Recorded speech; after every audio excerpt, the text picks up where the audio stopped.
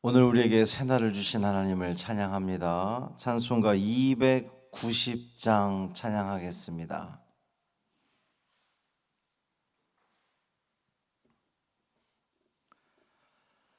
찬송 290장. 우리는 주님을 늘 배반하나 찬양함으로 새벽 기도회를 시작하겠습니다. 290장입니다. 우리는 주님을 늘 배반하나 내 주 예수 여전히 날 부르사 그 참되신 사랑을 베푸시나니 내 형제여 주님을 곧 따르라. 주 널 위해 비네 주 널 위해 비네 주 널 위해 비네 항상 비시네. 주께서 풍성한 은혜를 내려 내 영혼이 나날이 복 받으니 주 예수를 너희도 구주로 섬겨 곧 따르면 풍성한 복 받겠네. 주 널 위해 비네 주 널 위해 비네 주 널 위해 비네 항상 비시네.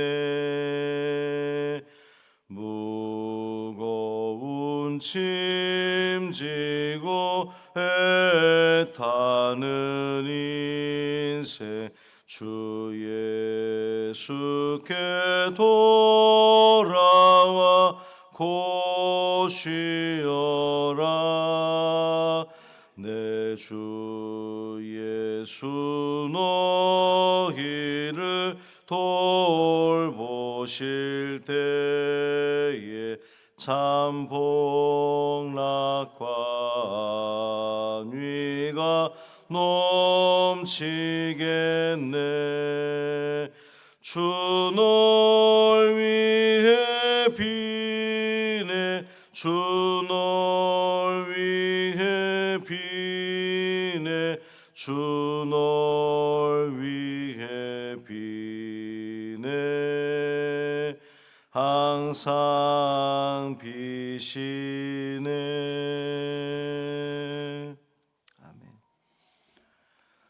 사도신경으로 우리의 신앙을 고백하겠습니다. 전능하사 천지를 만드신 하나님 아버지를 내가 믿사오며 그 외아들 우리 주 예수 그리스도를 믿사오니 이는 성령으로 잉태하사 동정녀 마리아에게 나시고 본디오 빌라도에게 고난을 받으사 십자가에 못 박혀 죽으시고 장사한 지 사흘 만에 죽은 자 가운데서 다시 살아나시며 하늘에 오르사 전능하신 하나님 우편에 앉아 계시다가 저리로서 산자와 죽은 자를 심판하러 오시리라. 성령을 믿사오며 거룩한 공회와 성도가 서로 교통하는 것과 죄를 사하여 주시는 것과 몸이 다시 사는 것과 영원히 사는 것을 믿사옵나이다. 아멘. 시편 78편 32절부터 39절까지 말씀입니다.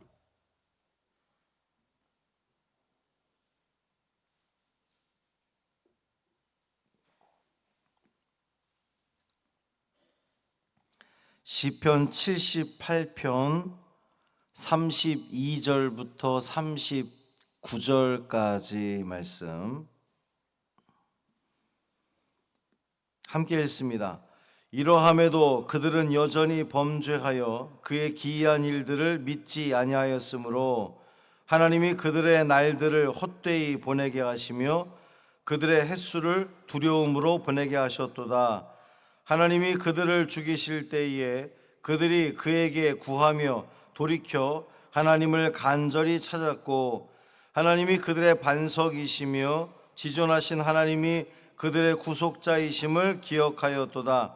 그러나 그들이 입으로 그에게 아첨하며 자기 혀로 그에게 거짓을 말하였으니 이는 하나님께 향하는 그들의 마음이 정함이 없으며 그의 언약에 성실하지 아니하였음이로다. 오직 하나님은 긍휼하심으로 죄악을 덮어주시어 멸망시키지 아니하시고 그의 진노를 여러 번 돌이키시며 그의 모든 분을 다 쏟아내지 아니하셨으니 그들은 육체이며 가고 다시 돌아오지 못하는 바람임을 기억하셨음이라. 아멘. 이 말씀 하나님 말씀입니다. 오늘도 주님의 은총 아래 참 평강을 누리시는 복된 하루 되시기를 주님의 이름으로 축원합니다. 어제 말씀에서 이 출애굽부터 광야 시절까지의 역사를 되짚으면서 선조들의 그 잘못을 지적했던 고발했던 이 지혜자는 이젠 죄악으로 가득 찬 이스라엘 백성들의 그 실상을 또 이야기하고 그럼에도 불구하고 그들을 향해서 긍휼을 베푸시는 하나님의 은혜를 이야기하는 겁니다. 32절의 시작을 이러함에도 이렇게 시작하고 있습니다. 우리가 어제 말씀에서도 봤지만 계속 그 반전의 반전을 이루는 그러한 그 시의 내용이다 그랬어요. 이스라엘이 하나님의 은총을 입었는데 배신하고 그런데 하나님은 또 긍휼을 베푸시고 이것이 계속 반복이 되는데 오늘 32절 시작을 이러함에도 이제 이스라엘 백성들이 앞서 이제 자신들의 그 불신과 욕심 때문에 저질렀던 그 죄와 징벌 이제 그러함에도 이 정도면 바른 길로 돌아설 법도 한데 이스라엘 백성들은 여전히 죄를 짓고 있는 거예요. 그 죄의 구체적인 내용이 후반절에 나오는데 그분의 기이함을 믿지 아니하였다 그랬습니다. 그들의 죄악은 하나님의 기이한 일들, 하나님의 역사를 믿지 않았다는 거예요. 하나님께서 이스라엘 백성들을 위해서 베푸신 그 미라클이라 그러는데 기적적인 그러한 일들 또 이스라엘 백성들의 이 불신 이것이 이 시를 꿰뚫는 아주 중요한 주제가 되는 것인데 어제 말씀에서는 그 불신의 바탕에 그들의 욕심이 있었다 그랬거든요. 은혜를 베풀어 주셨음에도 불구하고 그들의 원대로 주셨음에도 불구하고 그들은 만족하지 못하고 계속해서 욕심을 냈던 그 욕심 때문에 불신이 온 것인데 33절에서는 그 불신의 결과가 어떻게 오느냐 33절 하나님이 그들의 날들을 헛되이 보내게 하시며 그들의 횟수를 두려움으로 보내게 하셨도다. 이제 날들과 횟수가 같은 말인데 이제 표현만 다르게 한 거죠. 그들의 날들을 그들이 살아가는 인생들을 헛되게 하시고 두려움 가운데 있게 하셨다는 말입니다. 날이 거듭할수록 해 거듭할수록 그들의 삶 전체에 걸쳐서 하나님의 그 징벌이 있을 거라는 겁니다. 하나님의 역사하심을 신뢰하지 못하면 그 인생의 의미를 찾지 못하기 때문에 아이고 나는 살아가는 것이 참 헛되다라고 말할 수밖에 없고요. 그때그때마다 맞닥뜨리는 이 여러 문제들을 그들은 결코 이겨내지 못한다는 말씀입니다.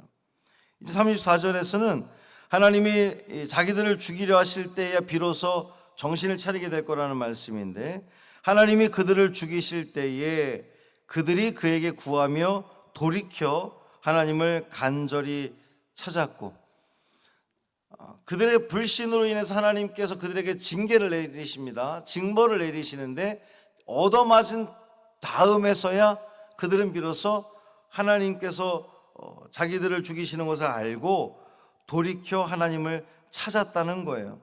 35절에 보면 하나님이 그들의 반석이시며 지존하신 하나님이 그들의 구속자임을 기억했도다.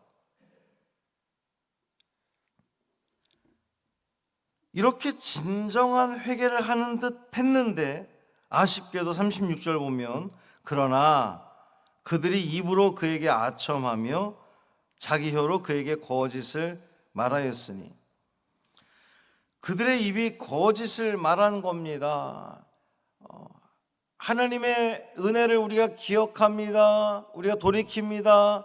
하나님께서 이 모든 일들을 행하셨음을 우리가 비로소 알게 되었습니다라고 말은 하는데 입술만 그렇다는 거예요. 그 회개의 진정성이 없었다는 겁니다. 그러면서 37절에 이는 하나님께 향하는 그들의 마음이 정함이 없으며 그의 언약에 성실하지 아니하였음이로다. 겉보기로는 하나님을 향하고 있는 것 같지만 그들의 마음은 정함이 없었다는 거예요. 그들의 마음은 굳건하지 않았다는 말입니다. 뿐만 아니라 언약에 있어서도 성실하지 않았다는 거죠. 하나님이 베푸신 이 은총의 역사를 경험한 이스라엘 백성들이 그에 합당한 그 신앙의 의무를 다하지 않았다는 말입니다. 여러분, 우리가 매일 새벽 나와서 또 우리가 매번 기도할 때마다 우리 가장 먼저 하는 기도가 뭐예요? 회개의 기도입니다. 하나님, 여러분 지금 이 새벽에 나와서 기도하면서 어제의 삶을 돌아보면 하나님과 함께하지 못했고 말씀대로 살지 못했고 죄의 길을 걸었습니다. 우리는 쭉 그렇게 회개의 기도 먼저 한단 말이죠. 그런데 이 회개의 기도가 입술에서 그쳐버리면 그것은 진정한 회개가 아니라는 겁니다. 지금 이 본문에 나오는 이스라엘 백성들이 하나님이 은혜를 베푸셨어요. 근데 그들이 또 배신합니다.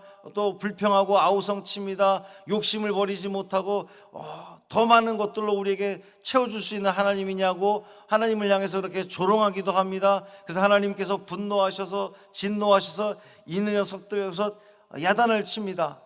얻어맞고 나서야 아이고 우리가 하나님의 은혜를 압니다. 말은 하는데 진정으로 돌이킴이 없었다는 거예요. 참된 회개는 돌이킬 회, 고칠 개. 돌이켜서 고쳐져야 그것이 회개지 돌이키기만 한다고 후회한다고 회개가 아니라는 거죠. 진정한 회개는 마음을 굳건히 함으로 오직 하나님만 섬기는 삶이 뒤따라야 그것이 진정한 회개라는 겁니다.